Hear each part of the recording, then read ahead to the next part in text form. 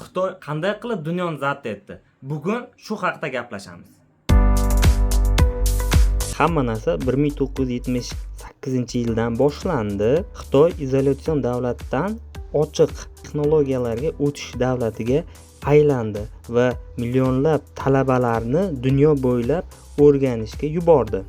Dunyodagi eng katta aholi bu eng ko'p ishchi kuchi degani.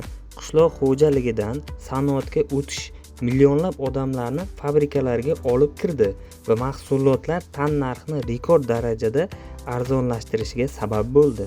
Xitoyda biznes bu davlat strategiyasi.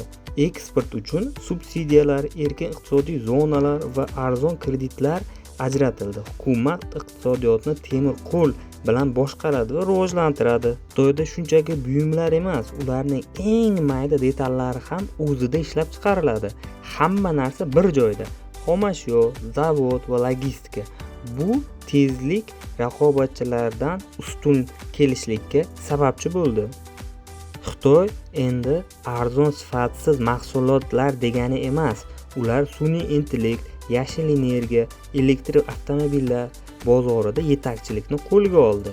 Innovatsiyaga kiritilgan milliardlab dollar sarmoyalar o'z mevasini bermoqda. Shunday ekan, O'zbekiston ham Xitoy darajasiga yetish uchun nimalar xalaqit beradi? Buni kommentariyaga yozib qoldiring. Shu kabi foydali ma'lumotlarni doim kuzatib borish uchun albatta profilimga o'tib obuna bo'lib qo'yinglar. Sizlarda g'oya, fikr, ishlar, startaplar bo'lsa albatta murojaat qilinglar. Birgalikda uni realizatsiya qilamiz.